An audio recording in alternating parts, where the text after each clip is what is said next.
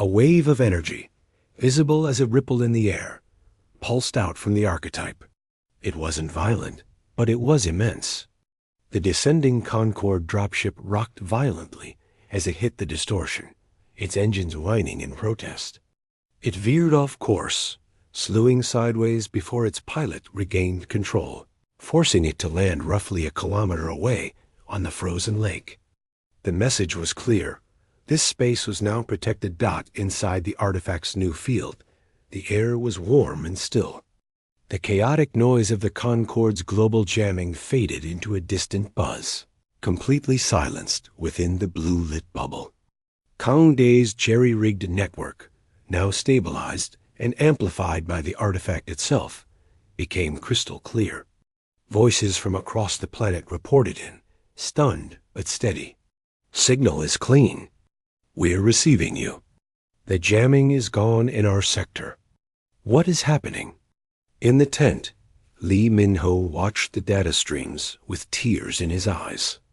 We are not just resisting. We are broadcasting on a channel they cannot touch. The implications exploded across the silent planet. The raw data streams, the artifact's energy signature, the biometric lock log, the translated welcome message, were not just kept within their bubble.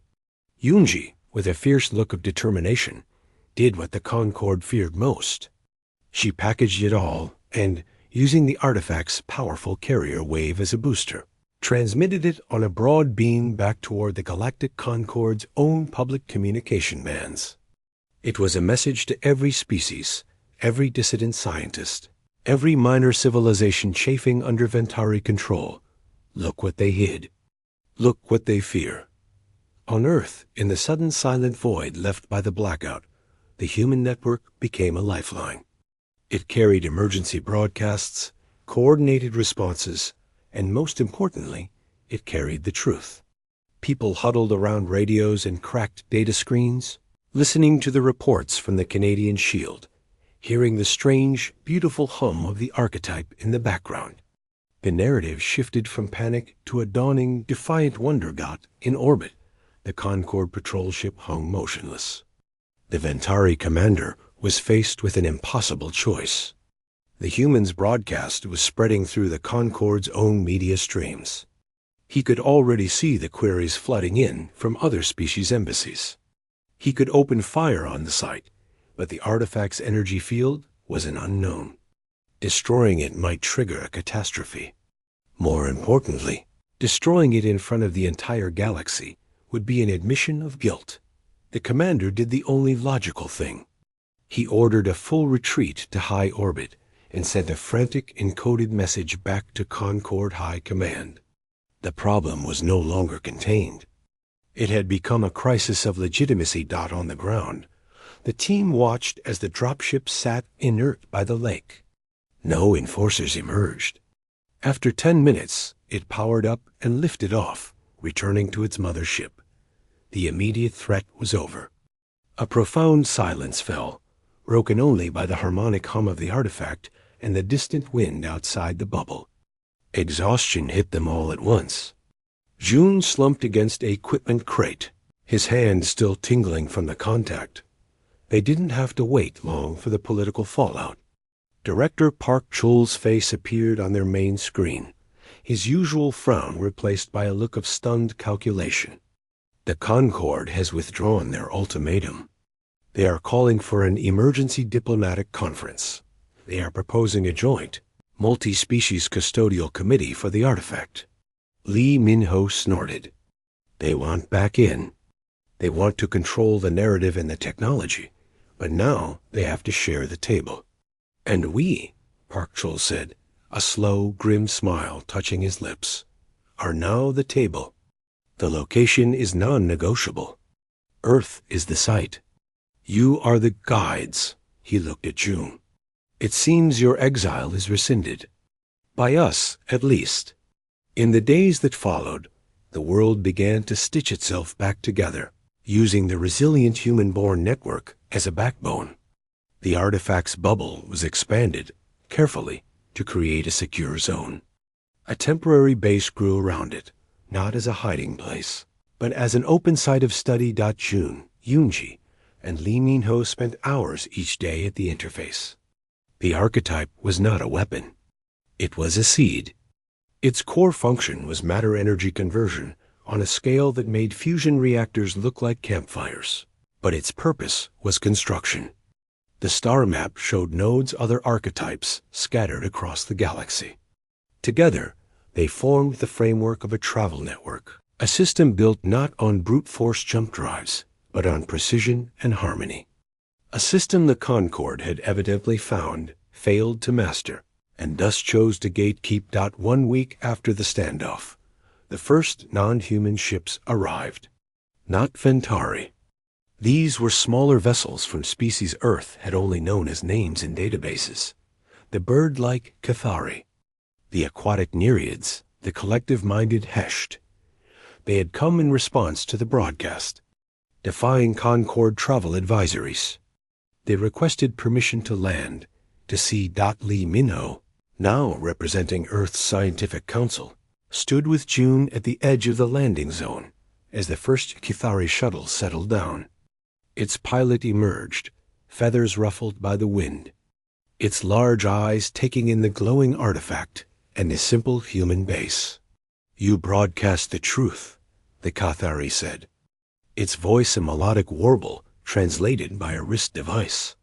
The Concorde has always said the archetype network was a danger, that only they could manage the fragments.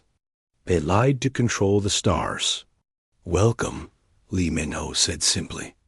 "The research is open. The data will be shared." It was not a victory of weapons. It was a victory of transparency.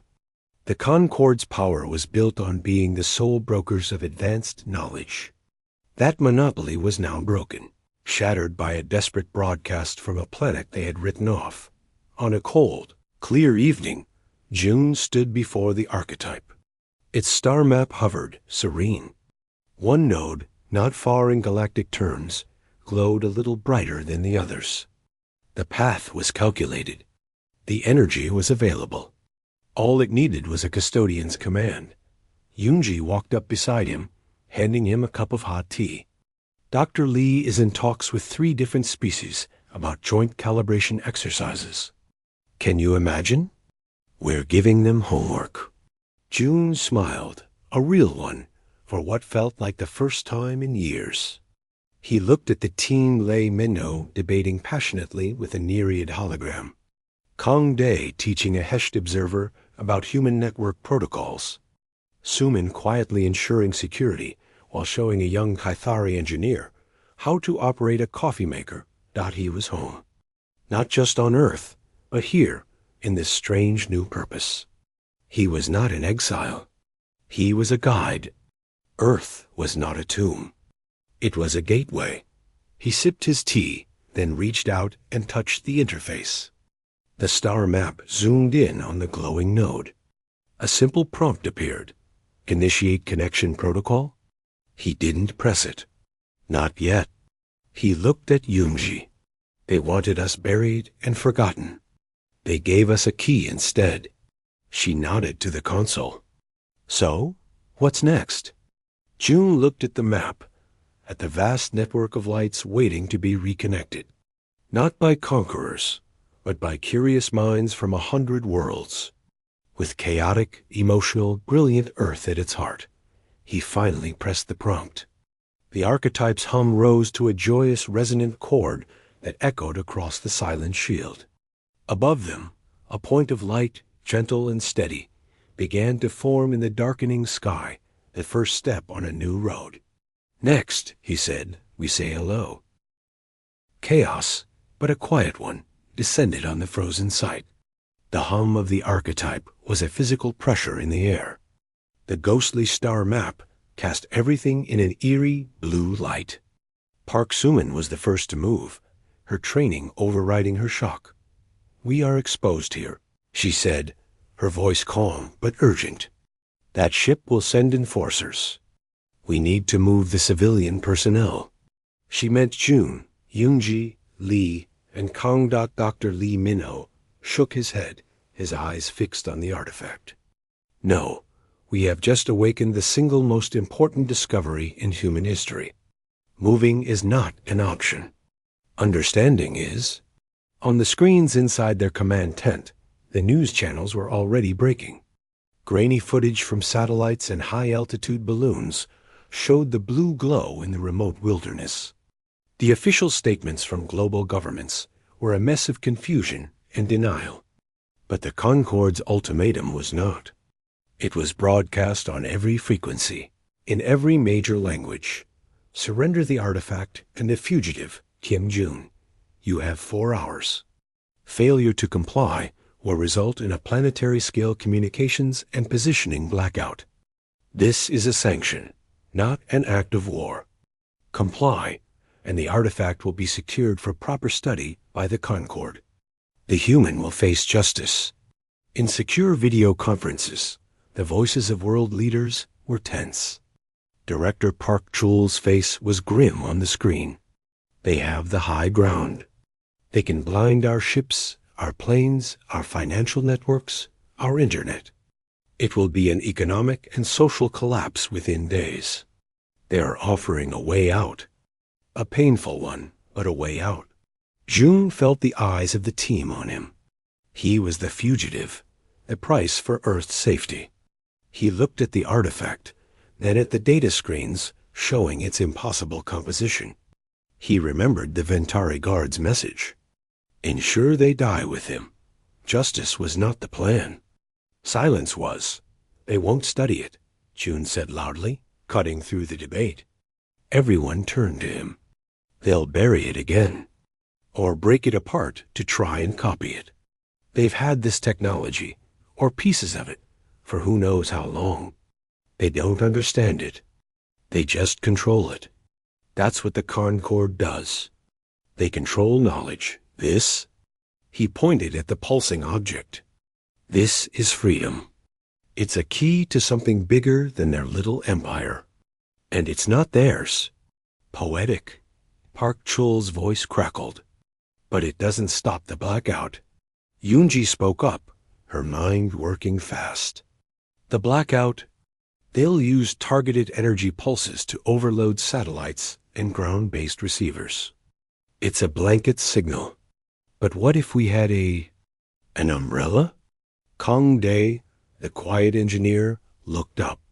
The artifact's energy signature. It's stable, unique. It's not on any Concorde frequency chart. If we could broadcast using its carrier wave as a shield, a localized, chaotic signal they can't predict or cancel. It's a noise they can't mute, Lee Min-ho finished, a spark in his eyes. We can't protect the whole planet, but we could create a bubble, a safe zone for data, a proof of concept. It was a desperate, wild idea, but it was the only one they had. Park Chul, seeing no better option, gave a terse, reluctant order. Do it. Make your bubble. The rest of the world will try to stall. You have 3 hours. What followed was a frantic global scramble of a different kind. Kang Dae, from his terminal in the freezing tent, didn't work alone. He reached out. Using back channels and old, secure networks, he contacted People University hackers, amateur radio enthusiasts, independent satellite ground stations. He sent them the unique frequency pattern of the archetype's hum. The instructions were simple. Tune your receivers to this. Listen for our signal. Repeat it. Amplify it. Create a web. Meanwhile, June and Yoonji worked at the artifact itself. Its surface was smooth, but the pulsing lines of light seemed to indicate something. Interfaces? Using gloves, June touched one. The light intensified under his fingers. A new, smaller hologram sprouted from the surface a complex, shifting pattern of geometric shapes. It's a lock, June breathed. A biometric lock. It's waiting for a specific pattern. A genetic key. On the main screen, a countdown ticked toward the Concorde's deadline. 90 minutes. The news showed panic in some cities. Governments urged calm, But their own communications were failing as the Concorde ship began its pre-blackout jamming. Then, Kangdae's network began to light up. First one, then 10, then hundreds of nodes across the globe. In basements, in attics, in garages, people pointed homemade dishes at the sky, tuning to the strange, beautiful frequency coming from Canada. They began to relay it, bouncing it off surviving satellites, creating a fragile, growing net of sound. The blackout hit. The world screens, one continent after another, dissolved into static. Television, internet, GPS all gone, replaced by the deafening, uniform screech of the Concorde jamming signal. But in the tent in the shield, their screens flickered and held. A jagged, shaky connection remained. They could see Kangdae's network map, a spiderweb of light holding back the dark. They could hear the voices of other operators crackling through. London, holding. Tokyo, we have the signal. Rebroadcasting. Brazil online. It was working. Not perfectly. Not everywhere. But it was a defiance. It was humanity shouting into the jammed silence with a voice the Concorde didn't own. The Concorde ship reacted. It moved lower. A new message, tighter, angrier. Cease your interference. You are tampering with forces you cannot comprehend. Final warning. They were out of time. June looked at the holographic lock. A genetic key. The Ventari couldn't open it. That's why they feared it. It wasn't meant for them. It's for us, he said to Yunji. It's for anyone who isn't them. He didn't think. He pressed his bare hand flat against the center of the shifting, geometric light. The archetype did not react for a long, terrifying second. Then the light blazed. It raced up his arm, a cool, tingling sensation. The holograms changed. The star map zoomed in, showing the Earth and their exact location. Words formed in the air, not in any known language, but in symbols that somehow translated directly into meaning in June's mind. Custodian recognized. Neural profile. Acceptable. Parallel processor cognitive mode confirmed. Welcome. The artifact's hum shifted pitch, becoming a clear, resonant chord.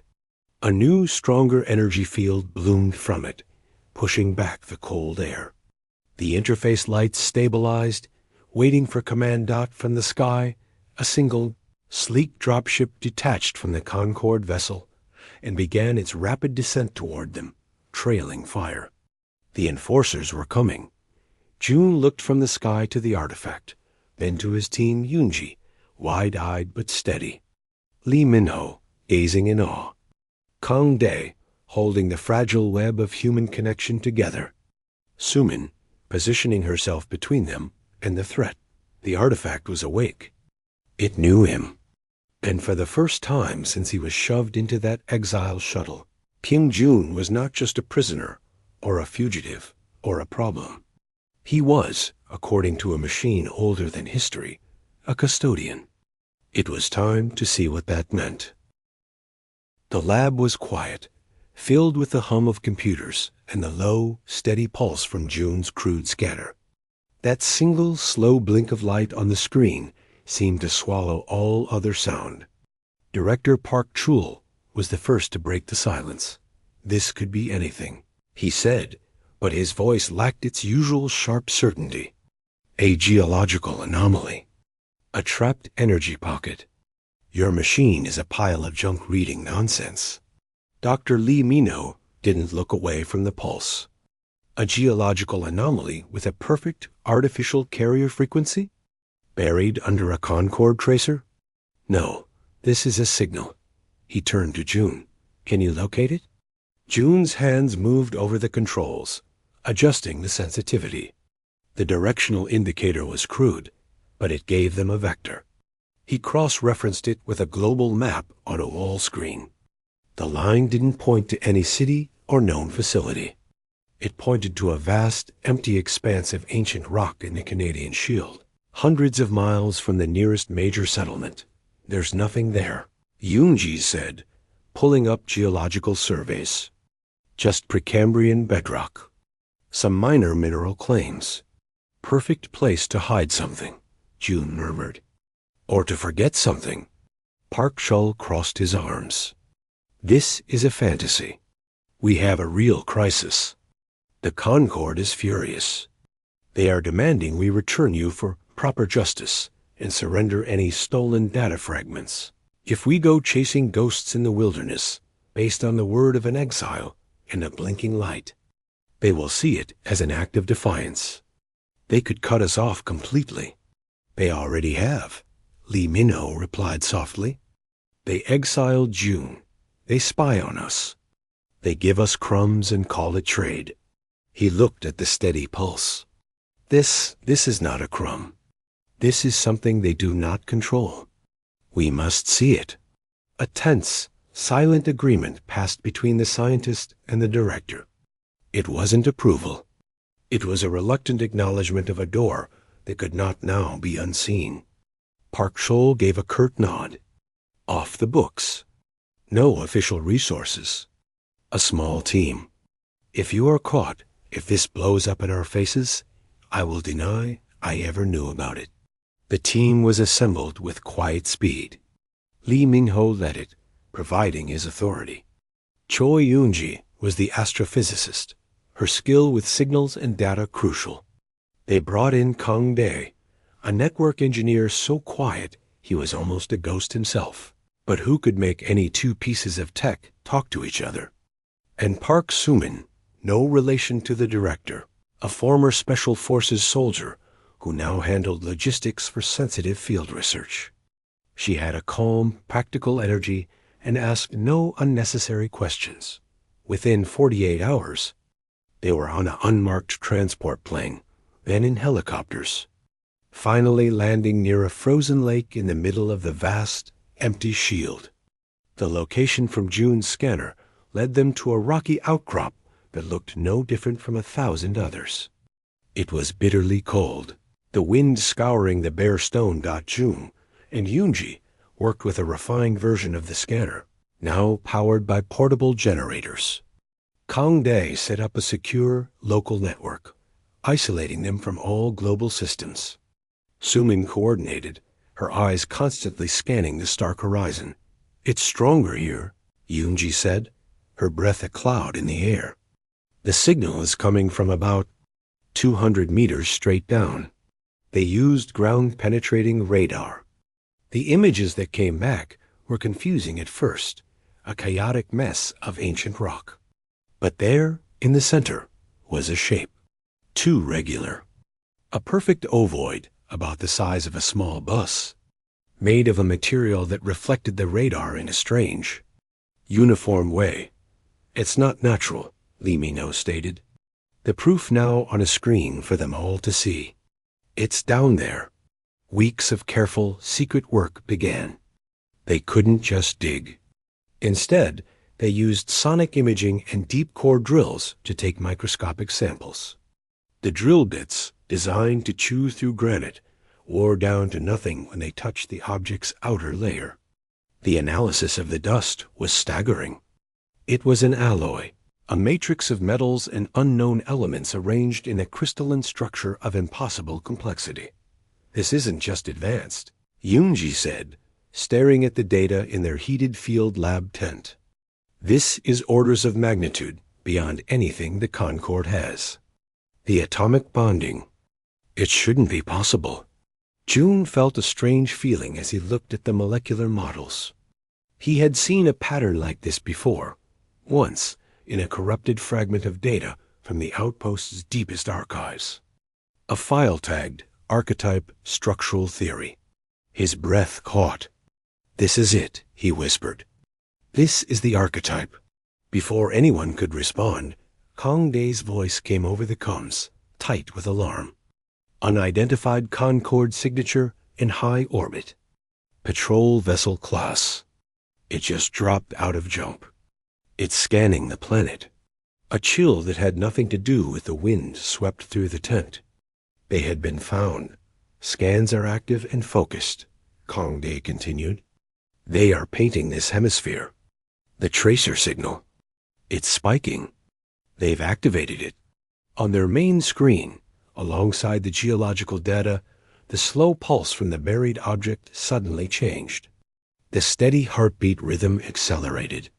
Then it spiked into a frantic, brilliant wave of energy as the Concorde ship's powerful scans washed over the site. A deep subsonic hum vibrated up through the rock, shaking the cups on the table. The lights in the tent flickered outside. The air above the rocky outcrop shimmered. A pale blue light emanated from the ground itself, seeping out between the cracks in the stone.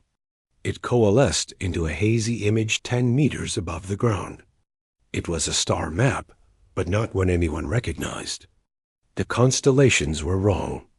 At its center was not a major galactic core or a Concorde homeworld, but a single modest star, Earth's sun.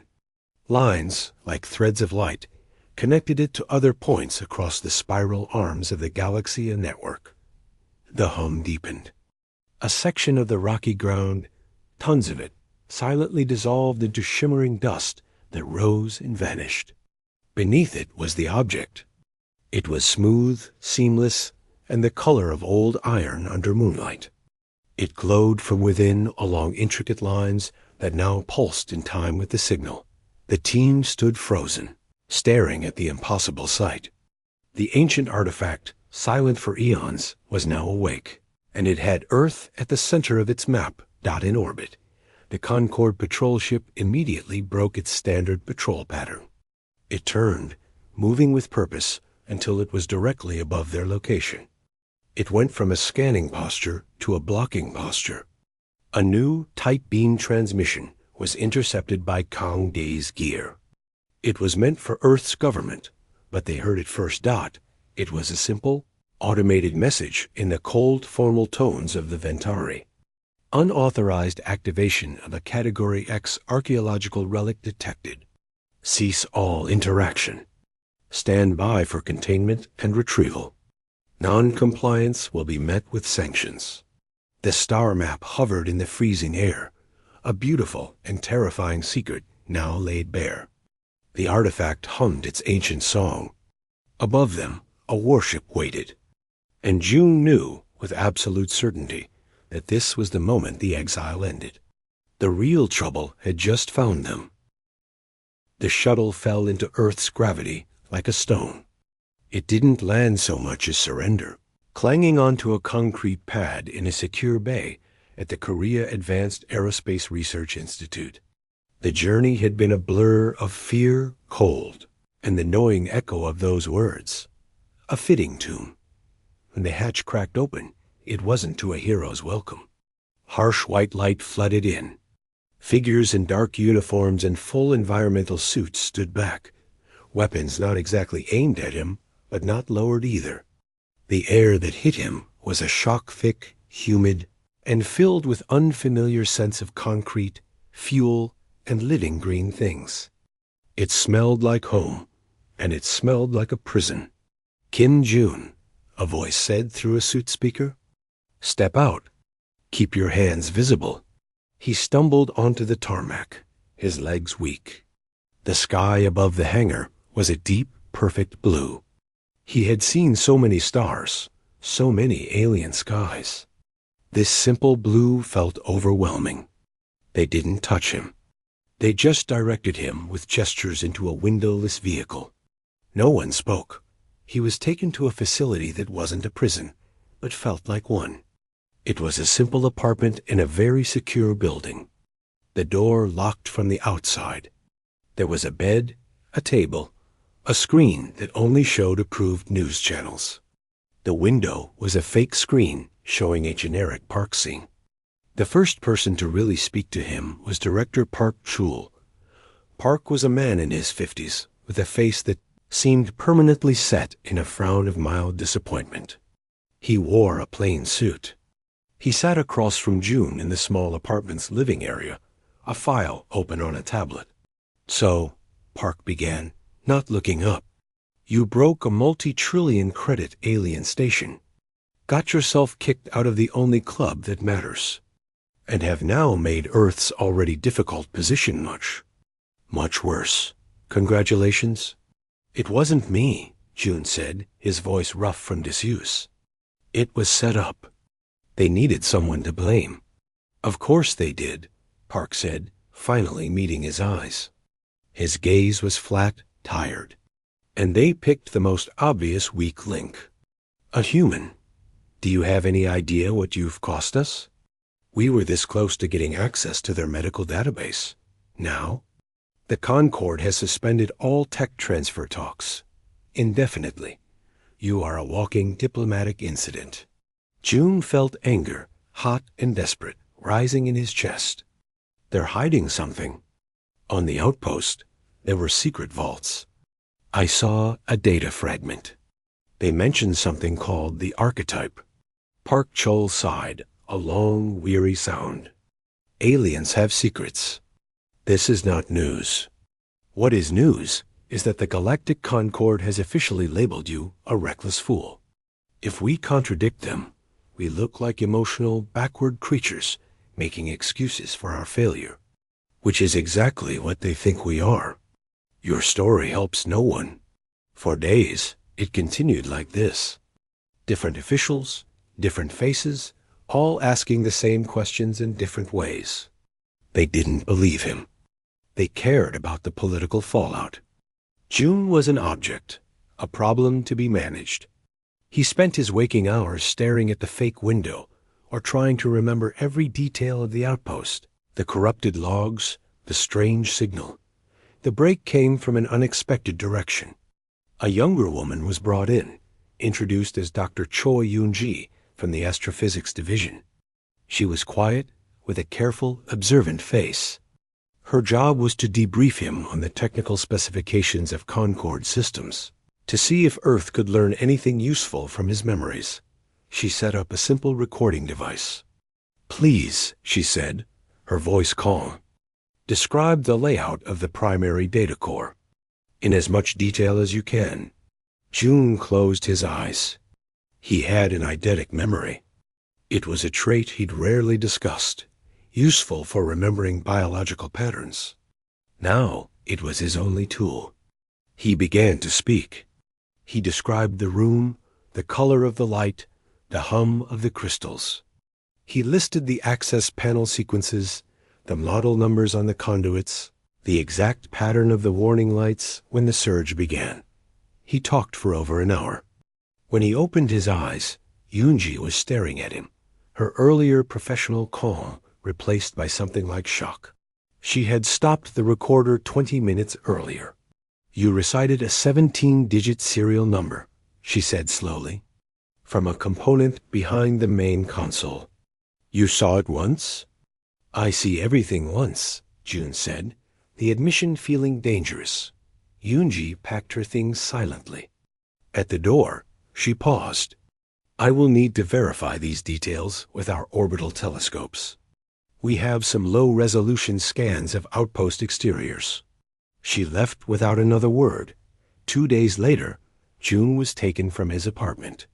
Park Chol was there, his expression even more sour than usual. It seems you have a peculiar memory, Park said. Dr. Choi's checks found your descriptions to be alarmingly accurate. Some of the numbers you gave match fragments of data we've intercepted over the years. This complicates things. He was taken to a real lab deep within Kari. It was filled with Earth technology, which looked clunky and loud compared to the silent, smooth alien tech he was used to.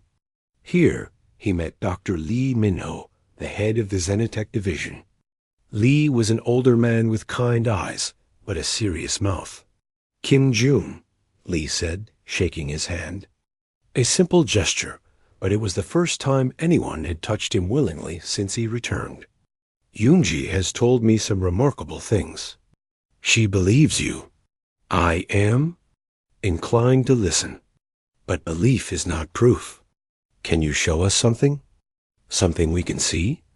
June looked around the lab. His eyes fell on pieces of old equipment, salvaged probe parts, raw materials. I need parts, he said, and a secure, isolated power source.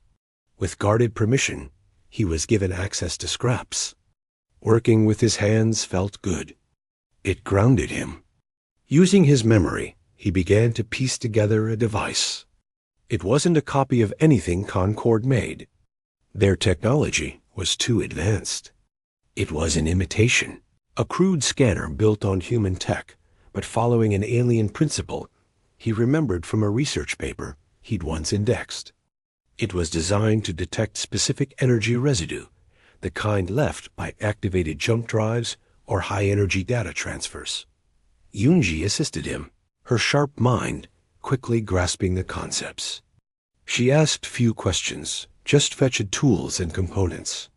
They worked in a bubble of quiet focus, the watching guards a distant annoyance. After 3 days, it was finished. It looked like a mess of wires and recycled circuit boards hooked to a car battery and a small screen. Lee Minho and Park Chul watched as June made the final connections. "It's ugly," Park remarked. "It will work," June said. He powered it on. The screen flickered, showing chaotic noise. He aimed the scanner's main sensor, a repurposed satellite dish, not at anything in the lab, but at the wall, roughly in the direction of space. He tuned it, filtering out the background radio noise of Earth, focusing on the residual energy bands he was looking for. The screen cleared. Lines of data scrolled. Yunji leaned in, her breath catching. "There's a carrier wave. It's a Concord tracer signal. Very faint, buried in our own deep space network relay. They're tagging all our external communications." Park Chul's face darkened. "Spying, expected. But that's not all," June murmured, adjusting a dial. A second signal appeared beneath the first. It was older, weaker, on a frequency not used by any Concord species he knew. It was a pulse, slow and steady, like a heartbeat. And it wasn't coming from space. The scanner's directional indicator pointed down, not out at the stars, but into the Earth itself. "It's local," Yunji whispered, her eyes wide. Lee Minho stepped closer, all pretense of calm gone. "What is it? Another Concord device?" June stared at the pulsing line on the screen. It matched nothing in his memory of Concord tech. It was something else. Something buried. The words from the Ventari guard came back, cold and clear. "The Earth is a fitting tomb." "No," June said, a chill creeping down his spine. "I don't think it's theirs. I think they put their tracer on top of it because they knew it was here. I think this is what they didn't want me to find." The room was silent, except for the low hum of the makeshift scanner and the slow, persistent pulse on the screen, beating up from the deep, dark rock below them.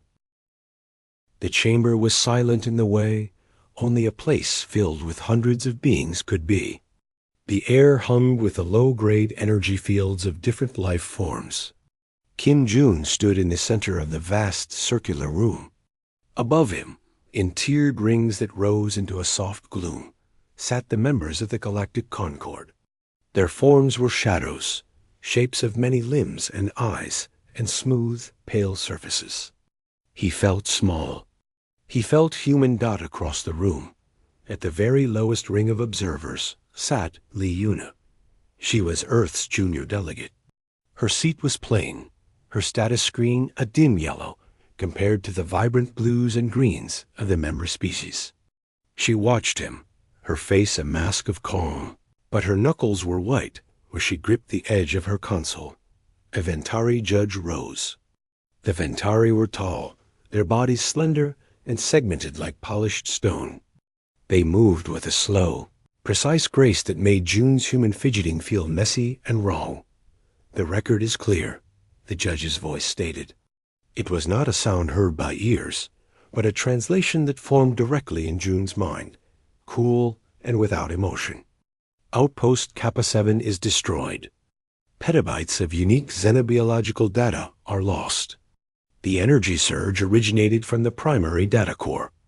You were the last being to access the core. You were the only survivor." June took a breath. His own voice, amplified, sounded rough and shaky in the great space. I was running a standard diagnostic. The logs will show that. Something came in through the external comms array. A signal I didn't recognize. It overrode the safeties.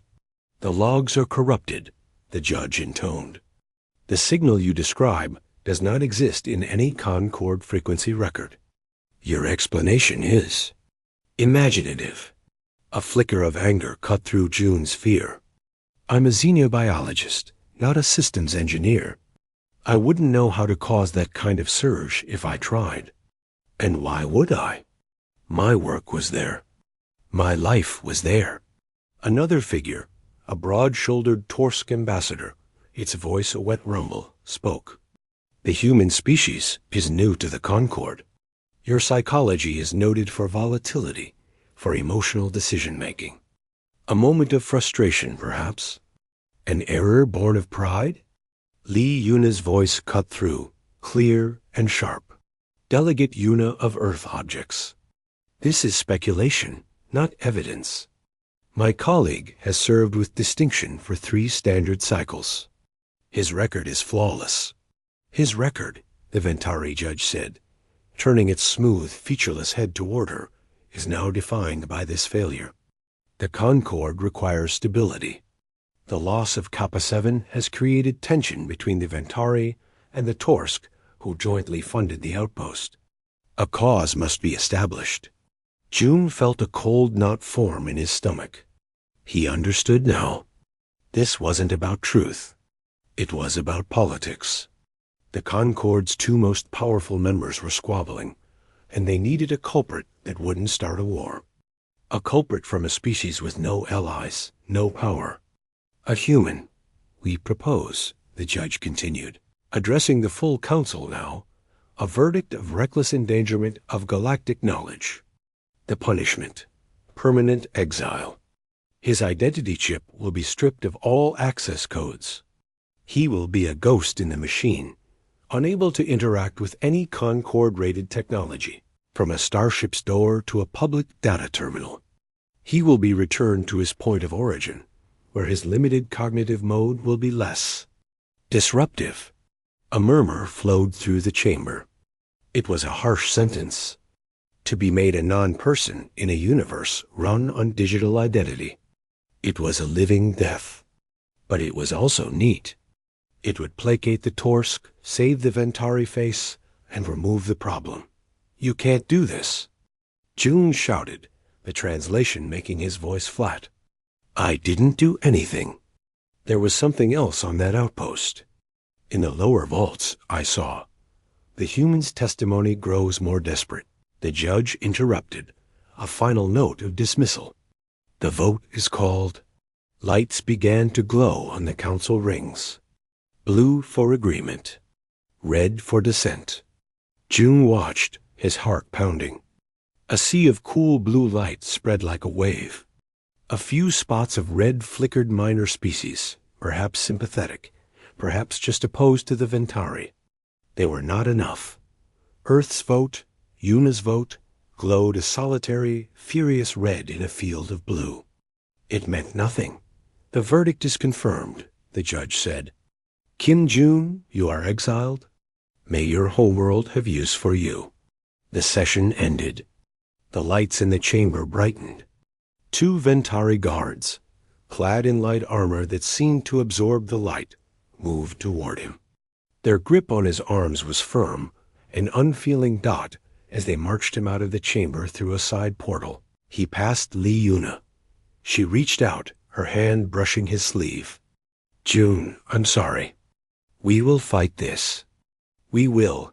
One of the guards shifted its body, blocking her. Contact with the exile is prohibited. They moved into a sterile white corridor that led to the docking bays. The transport waiting for him was a boxy, old cargo shuttle, its hull scuffed and dull. As they approached, one guard held him while the other produced a small, needle-like device. It pressed it against the back of June's neck. A sharp, icy pain shot through him, followed by a hollow feeling of loss. His chip had just been wiped. He was nobody. The guard who did the wiping leaned close, its featureless head near June's ear. It was checking a comm unit on its wrist. June, his mind reeling, caught a glimpse of the Ventari script on the small screen. He had a gift for languages, for patterns. It was why he was a good xenobiologist. His brain, working on pure instinct, decoded the flashing symbols. It was a fragment of a message. Just 2 lines, sent and received. Report. The Exiled proceeds. The human's findings on the archetype artifact are contained. A pause, then the reply flickered. Ensure they die with him. The Earth is a fitting tomb. The guard straightened, the screen going dark. It shoved June toward the shuttle's open hatch. Enter. The automated course is set for your solar system. Do not attempt to operate the controls. You no longer have the right. June stumbled into the dark, cold belly of the shuttle. The hatch sealed behind him with a final hiss. He was alone. The only light came from a single status panel showing a countdown to launch. The words echoed in his silent mind, more terrifying than any sentence of exile. Archetype artifact. A fitting tomb. He had heard whispers among the senior researchers, talk of something ancient found at the edge of Ventari space, something they couldn't explain. He had dismissed it as rumor. Now he knew it was real. And he knew, with a cold certainty, that the disaster at Kappa 7 hadn't been an accident. It had been a cleanup. And he was the last piece of debris they were sweeping away, back to a planet they considered a primitive dumping ground. The engines vibrated through the deck. The shuttle jerked, then began to move, sliding out of the bay and into the endless star-dotted black. June sank to the floor, his back against a cold metal wall. He wasn't just an exile. He was a message in a bottle, carrying a secret someone had killed to keep. And he was heading straight for the one place in the galaxy that didn't even know it was already part of the story.